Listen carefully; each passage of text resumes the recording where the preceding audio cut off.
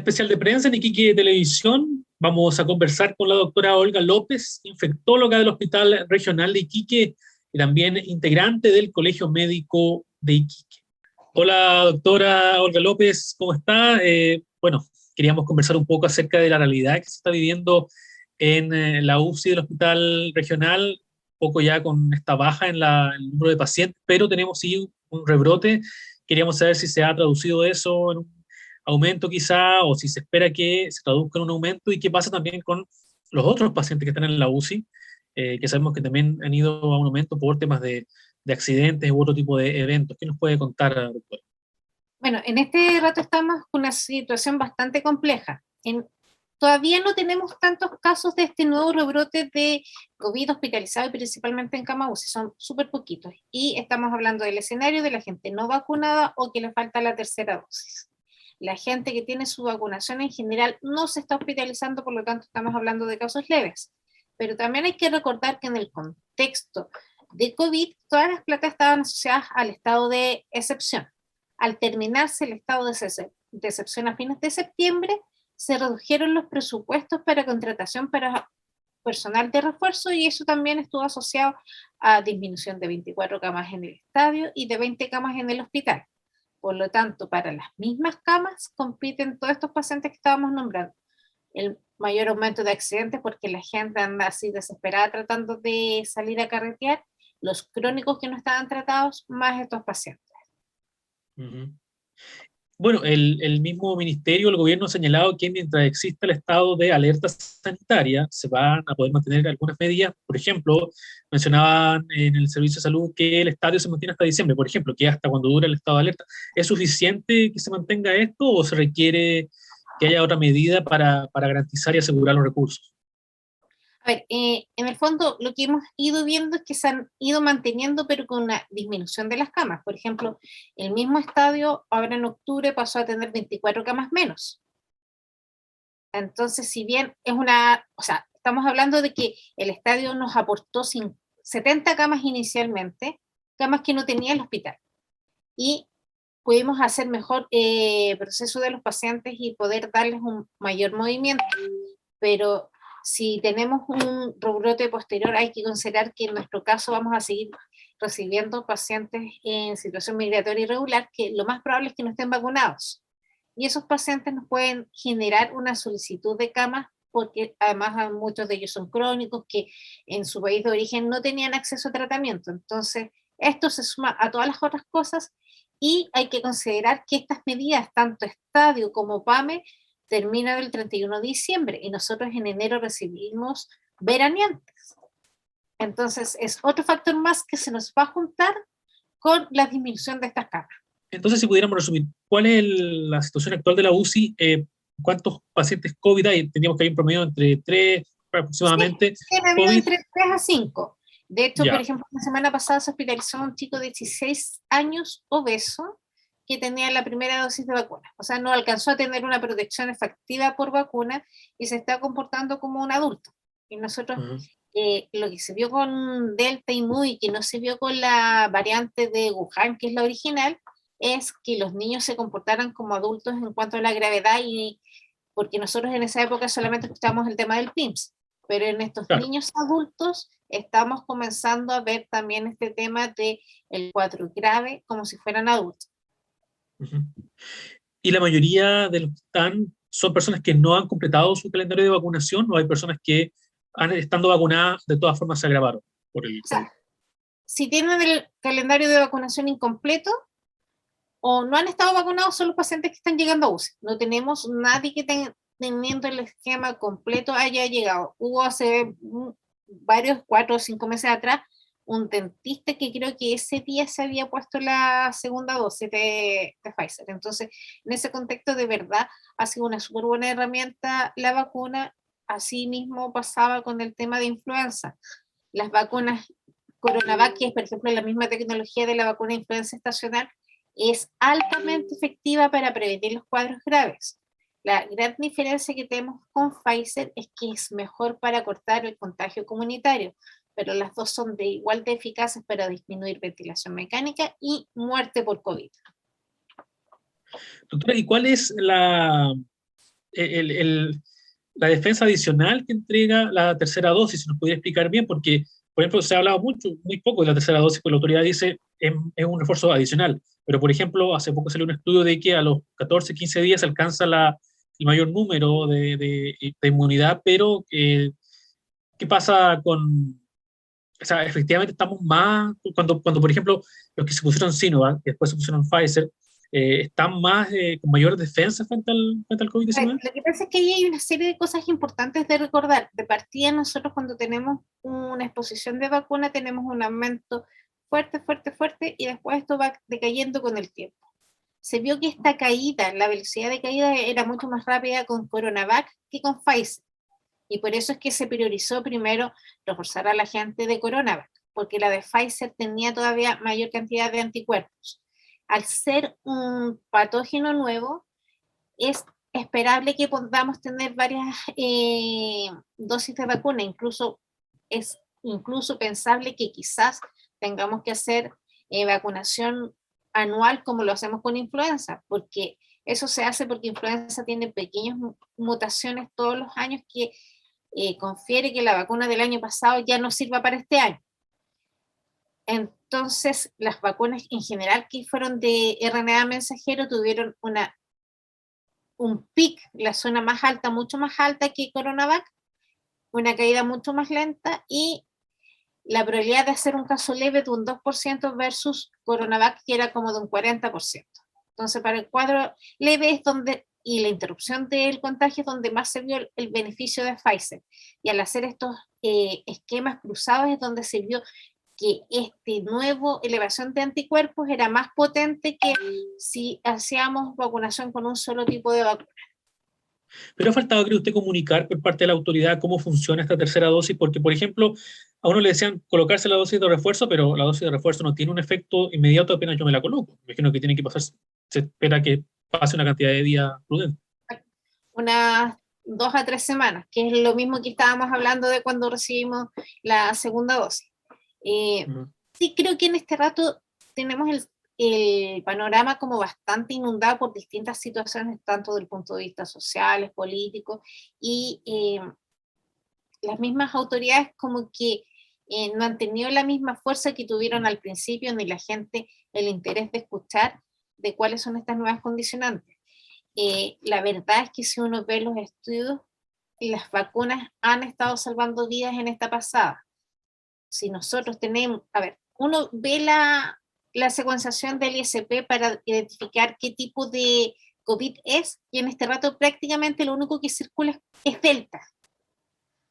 Si nosotros vemos lo que pasó con Europa y Delta, estaba el desastre.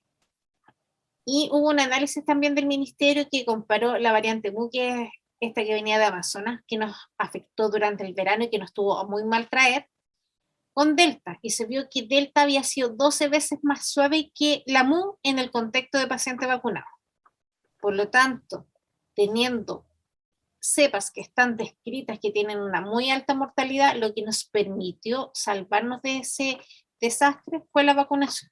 Ujú. ¿Y está de acuerdo con algunas medidas del MinSal de hacer un poco más difícil la situación a los no vacunados? Por ejemplo, pedir un PCR a la gente que no está vacunada para poder viajar dentro del país. Una persona que está vacunada puede solamente presentar su pase de movilidad. eh, o el mismo pase de movilidad que ya a los mayores de 55, sin su dosis de refuerzo, tampoco se les va a validar. ¿Le parece una buena estrategia para un De poco todas maneras, obligar o motivar a la gente que se vacune?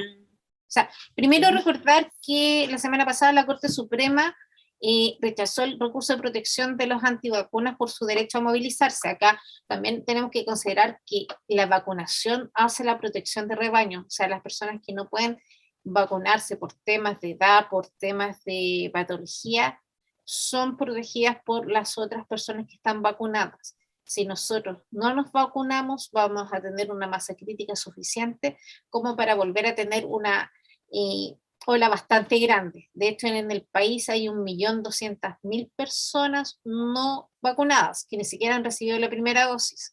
Entonces, la única forma que nos podamos librar de esto y comenzar a tener una vida más normal es con la vacunación. Si nosotros recordamos la gripe española a principios del siglo XXI, del siglo XX, la ola pandémica con todos los rebrotes duraron 5 años. O sea, la gente estaba mucho más restringida que lo que nosotros estamos, y eso lo podemos hacer gracias a la vacuna. También recordar que en el caso de Pfizer, en la FDA ya tiene su aprobación normal, no solamente de emergencia, que las aprobaciones de emergencia fueron con poblaciones mucho más grandes para compensar del punto de vista analítico el menor tiempo en que se aplicaron los estudios de estas vacunas. Y que igual la administración tiene un sistema de vigilancia que nosotros le llamamos ESAVI, que nos obliga a reportar cualquier cosa rara que creamos que puede estar asociada a la vacuna, y esto pasa a un comité de expertos y también se informa internacionalmente. Por lo tanto, se están tomando todas las medidas para velar por el personal, por las personas que reciban las vacunas. Doctora, ¿y cómo se espera que sea esta tercera ola, a diferencia de la primera y la segunda, donde no había, de la primera donde no había vacunación, de la segunda donde estaba partiendo ya? Eh, Porque se ha hablado mucho de que no importa que se contagie tanta gente si no llegan en su mayoría a estar hospitalizados, pero igual sería responsable un poco permitir que los contagios aumenten. O sea, que ahí tenemos dos escenarios. Una cosa es la persona como tal y otra cosa es el entorno que está expuesto a esa persona.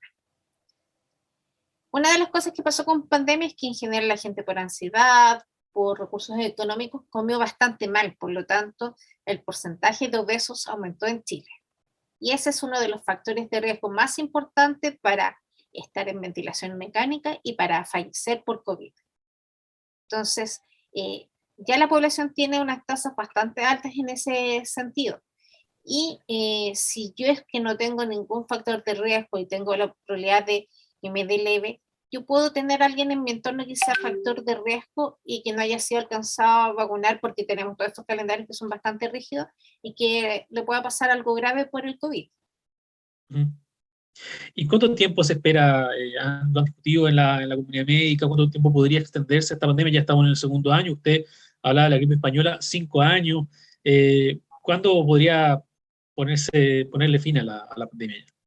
A ver, acá depende mucho de cuán rápido sea el virus para generar nuevas mutaciones y la velocidad en que nosotros vacunemos a la población.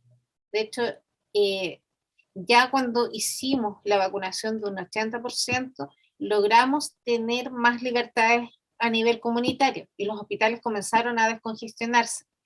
Y esta brecha que tenemos de un 10% de personas que no están vacunadas son las que están haciendo que la circulación se mantenga. Lo que podemos, y muchos piensan que va a pasar eso, es que vamos a pasar de pandemia a endemia, o sea que vamos a tener una circulación estacional como tenemos con el virus sincicial, como el adenovirus, como el virus influenza, y que nos va a tocar vacunarnos todos los años en paralelo a lo que nosotros hacemos con influenza. Pero esta vacuna va a ser adicional a las dosis, porque ahora, por ejemplo, se ha hablado de una cuarta dosis. Ya estaríamos colocándonos 4 dosis al año. ¿Serían 4 dosis todos los años o no? No No, sé, 4 ¿cómo sería dosis eso? al principio, mientras uno va generando defensas contra la infección. La idea es que estos refuerzos que estamos hablando es que sean una vez por año. ¿Y qué va a pasar en general con la UCI? Porque sabemos que, nos comentaba el Servicio de Salud de Iquique hace unas semanas, que hay un objetivo de que a nivel nacional se aumente el número de camas en la UCI, que históricamente aquí ha sido de 8 camas, que es lo que se ha dicho siempre. No, claramente, o sea, si uno lo ve cada vez que teníamos una crisis de invierno, la UCI tenía que aumentar las camas. Uno tiene que pensar que si bien viene el hospital de altos pisos, va a ser un hospital de mediana complejidad. Todos los casos más difíciles van a llegar a Iquique. Entonces, la verdad es que en parte el límite tiene que ver con la capacidad del personal, más el tema de planta física, porque en el fondo igual tiene que aprobarse y construirse un proyecto que amplíe definitivamente las camas de UCI. En este rato, la ampliación que teníamos de cama UTI, que son una cosa intermedia entre la cama media, que es de sala, con UCI, fue la que se tuvo que transformar en UCI. Entonces, esta región, en mi parecer personal, durante esta pandemia tuvo las camas que realmente necesitaba. Doctor, y finalmente, la última consulta, cuando una vez que se levantó el toque de queda, una vez que la mayoría de las comunas de las regiones del país ingresaron a fase 4, que es o fase 5, la apertura, inmediatamente se habló de la posibilidad de eliminar el uso de la mascarilla, por ejemplo. Se ha visto en otros países que eso ha generado bastante impacto negativo porque ha aumentado los contagios. No sé si es muy arriesgado o estaría bien que en el corto plazo se eliminara el uso de mascarilla en Chile. No está contemplado por las autoridades chilenas. Y a mí me ha tocado ver los últimos días gente que deambula en las calles y que está sin mascarilla. Así que hacer el llamado a que, a pesar de que estamos en fases avanzadas, tenemos que mantener las medidas de prevención, distancia social, al alcohol gel y el uso de mascarilla. Pero ¿qué tan riesgoso puede ser no utilizar mascarilla al aire libre o no utilizar mascarilla en restaurantes, por ejemplo, donde obviamente la gente consume alimentos, no usa mascarilla? ¿Cuáles son los riesgos en espacios cerrados, en espacios abiertos? En la distancia que tengamos respecto a otras personas. Si tenemos personas a menos de 1 metro y alguna de ellas está positiva, automáticamente somos contactos estrechos. Si vamos por la calle y la calle está atiborrada de gente, también es riesgo, a diferencia de ser un lugar que haya mucho menos gente. Okay. Porque hay que recordar que, sobre todo en el contexto de la gente no vacunada, bastan 10 segundos de recibir estas micro gotitas de saliva que una persona elimina a través de la respiración para adquirir el delta en este caso. Ni siquiera es necesario que la persona tosa, o sea, puede estar hablando, puede estar respirando. Con la definición de caso, si nos ponen mensal, son 15 minutos, aunque usen mascarilla para definir a alguien como contacto estrecho. Ok. Ya pues, doctora, muchas gracias por su tiempo y su disposición de conversar con nosotros. No hay de qué. Que estén bien. Gracias. Un llamado a la vacunación y a seguir con la dosis de refuerzo realizó la doctora Olga López, infectóloga del Hospital Ernesto Torres Galdames y miembro del Colegio Médico de Iquique.